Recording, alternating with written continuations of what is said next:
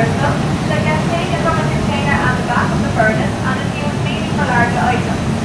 When the craftsmen are making smaller pieces, that molten crystal gets hand-gathered within the furnace. So because that bit was sitting in a container too long, it did lose some of the heat. So in order to start the pre-baking process, the heat must be heated back up to 1,100 degrees.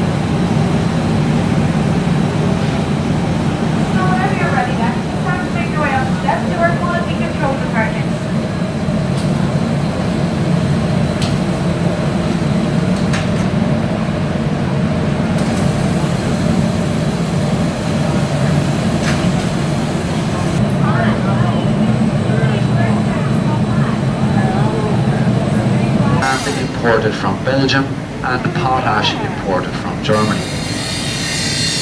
When the cap of the piece is removed, the edges of the finished product are left quite rough, So the craftsman must then sand the piece on the industrial diamond rotary sanders.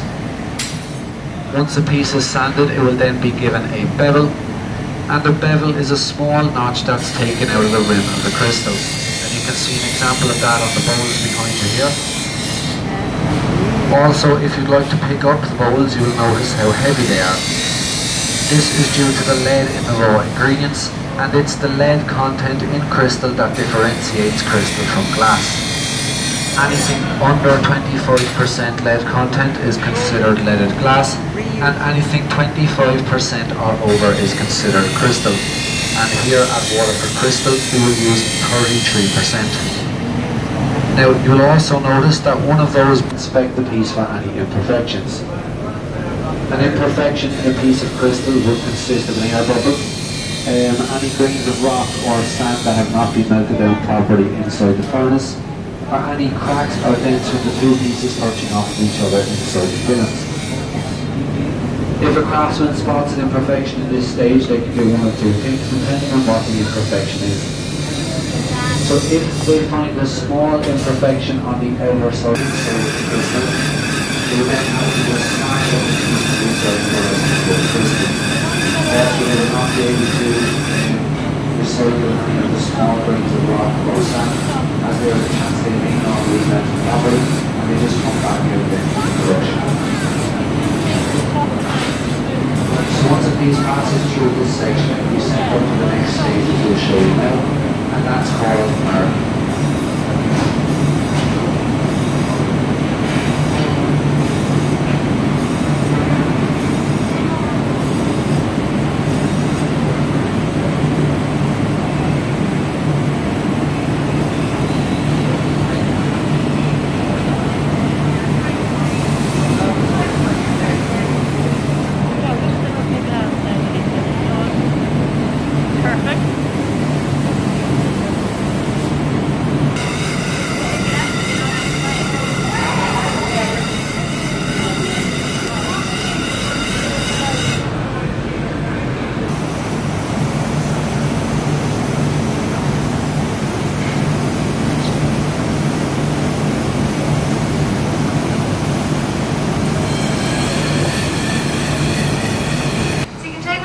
There, or you can take a look at this piece here, and you can see it's basically a series of horizontal and vertical lines that will help the cutters in the next department when they're cutting the pattern onto the piece. Now, as we mentioned earlier on, it does take 8 years for the cutters to become a master in their craft. Also during those 8 years, each cutter is taught how to mark the pieces with that grid and also the standard everyday patterns. During their apprenticeship years, each craftsman learns over 100 patterns. So anything that's drawn onto a piece is done strictly from memory. Heavy? And then here as well we have an example of one of the panels in the Times Square Ball for New Year's Eve. And then finally...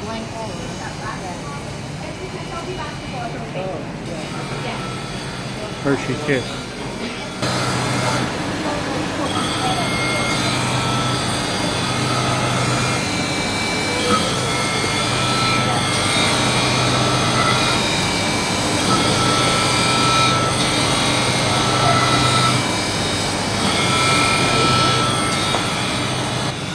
The deep notches you can see there are called wedge cuts, and then the flat fingerprint line cuts are called either flat cut or line tours.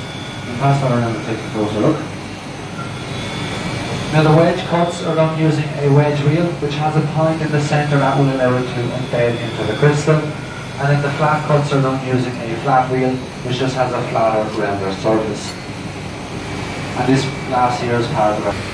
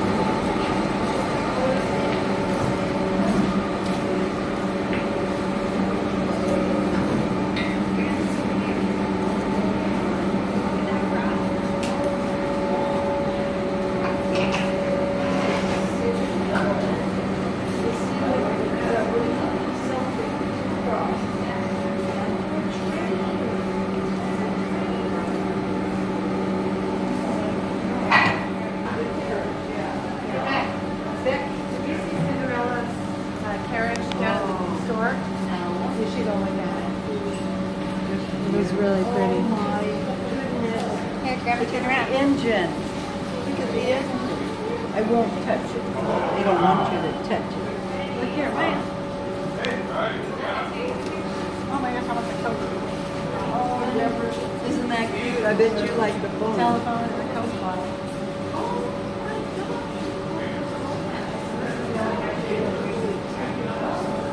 Yes.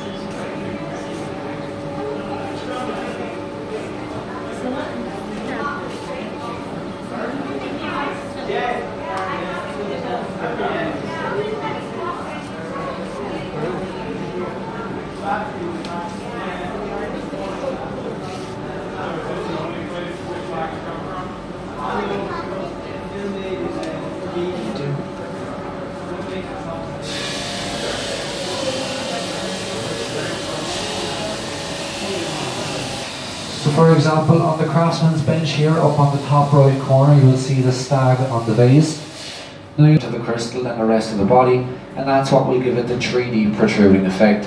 And that's the same concept with every 3D image on the crystal you see around.